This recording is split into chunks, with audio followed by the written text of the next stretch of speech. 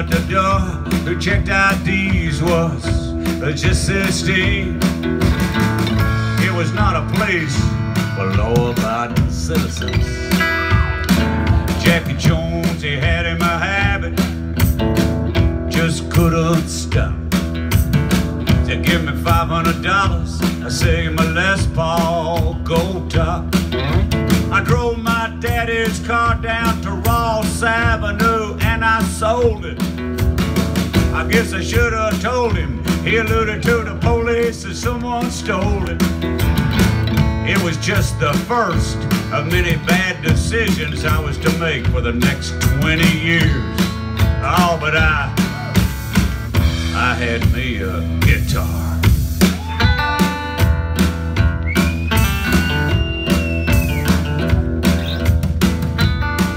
This is the first song that I learned on it too.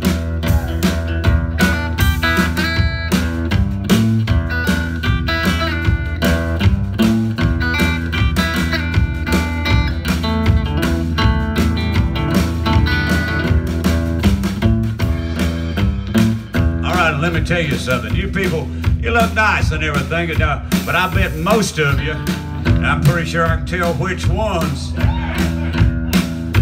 know that the real nightlife begins after the clubs close. See? It's what they call after hours. Because it's after the hours that the business is open.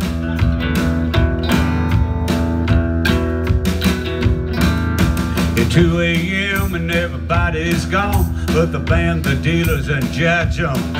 Then the girls from the Landon Strip Club come over after they put their clothes back on. So I'm at my blues and I'm sitting on an amp. I'm playing twist and shout, and this tall drink of water walk in, look like she might have to shoot away out. She come up to me. She said, you know anything good on that guitar? I ain't saying nothing, I just kept on playing. She said, have you ever heard this song called Poke Salad Annie? I just kept on playing. She said, every time I hear that song, my insides feel like warm butter, and I just won't take off my clothes and dance around in my underwear. I said, down in Louisiana, where the hell I get a for so mean? That's all I knew of it. But it was enough. She was a woman of a word, Kyle. So me and this dancer, we hit it off like a metaphor.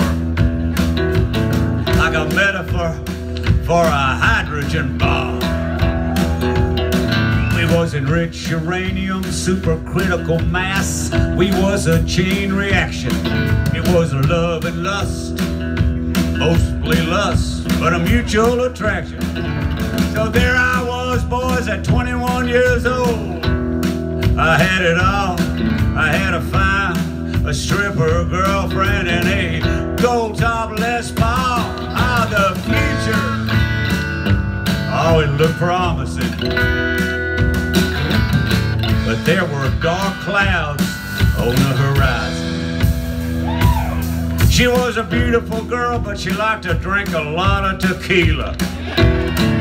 Yeah, that ain't all. I come home 4 or 5 times, and she pawned my Les Paul. So we broke up, and she went to Hollywood. She married her an actor. She got a job dancing on the Hudson Brothers TV show and modeling lipstick for Max Factor. You know, I'm glad she done all right.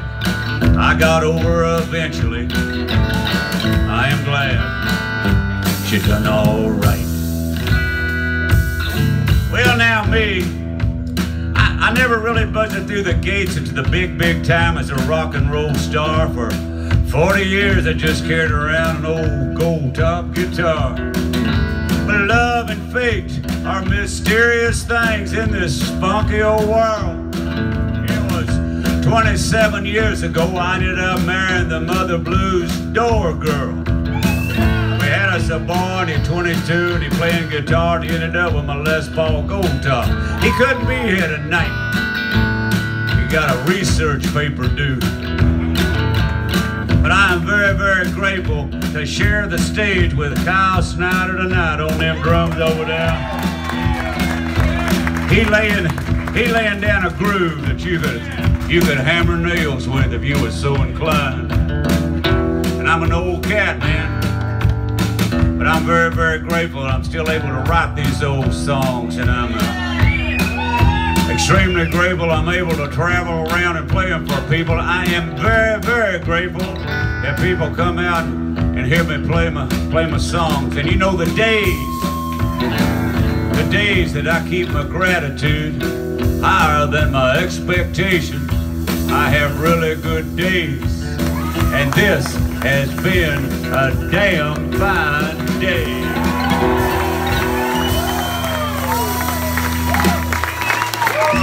Thank you guys very much.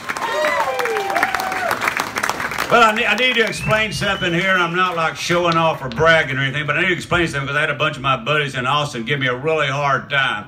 I don't know if you happen to have seen Kyle, my son Lucas, a young bass player named John Michael show when we did David Letterman about 2 years ago. I need to explain something because a bunch of my buddies go, man, I can't believe you was on big time national TV and you were singing a song and you forgot and left out 2 verses.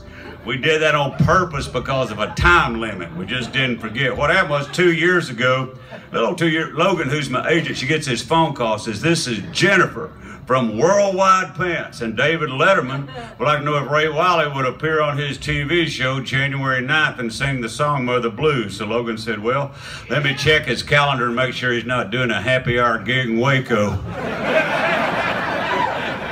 Those things are really hard to reschedule. So luckily I wasn't. And she said, and Dave would like me to sing the song Mother Blues, but you only got 3 minutes and 30 seconds, so we had to cut out a couple of verses on her, and we had to speed it up too, didn't we?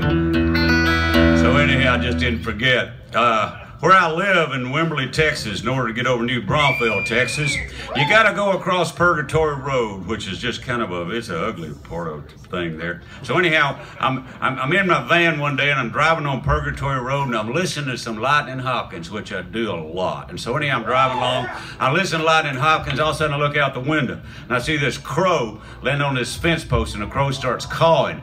But it looked like the crow was singing exactly what Lightning Hopkins was singing at the same time on my CD player. Oh man, I mean, I used to spend a lot of money to feel like that.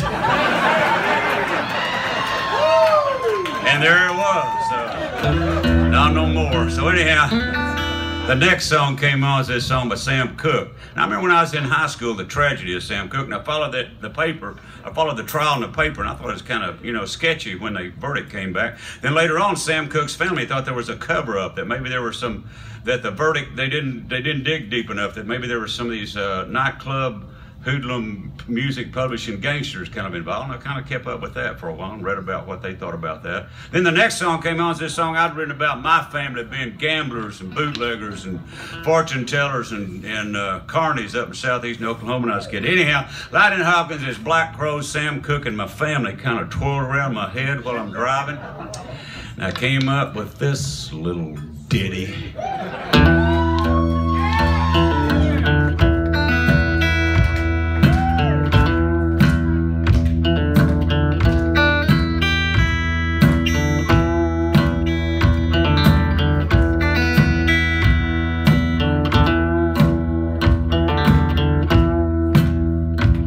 Mama give me a nickel and a deck of cards. Said go play out in the backyard.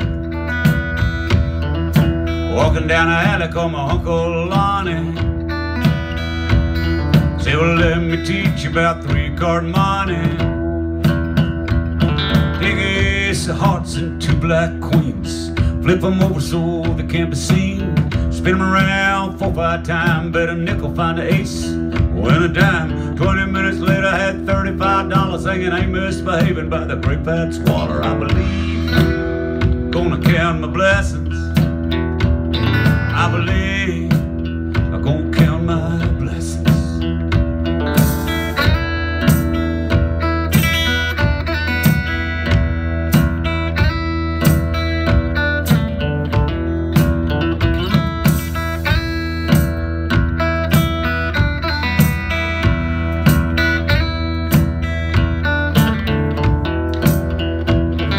I saw a black crow on a fence post, singing away like Sam Hopkins' ghost.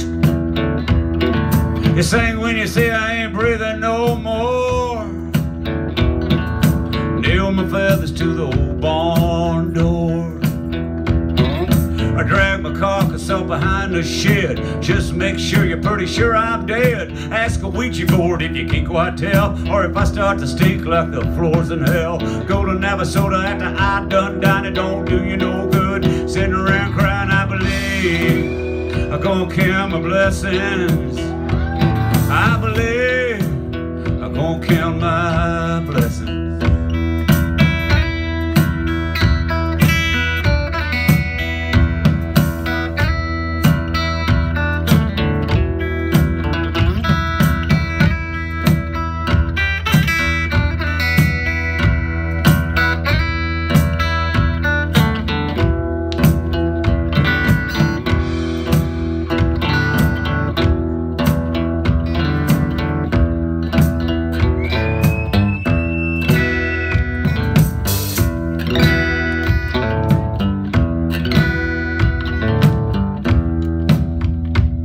So I got me a pistol and a moleskin book. When I heard Bertha Franklin shot and kill Sam Cooke, I wrote down December 11th, 1964. We ain't gonna be twisting the night away no more, no. It took 15 minutes for the jury to decide. Cause of death justified homicide, unless a Boyer wasn't called by the prosecution. Oh, but she was running some prostitution. I see in the motel, had a busted down door. Sam's wallet and his money was never accounted for. And I believe we all should count our blessings every day. I believe we should count our blessings each and every day. I believe I'm gonna count my blessings. I believe I'm gonna count my blessings. I believe I'm gonna count my blessings. I believe I'm gonna count being here tonight. But you fine people is one of my blessings, and that's 5 today.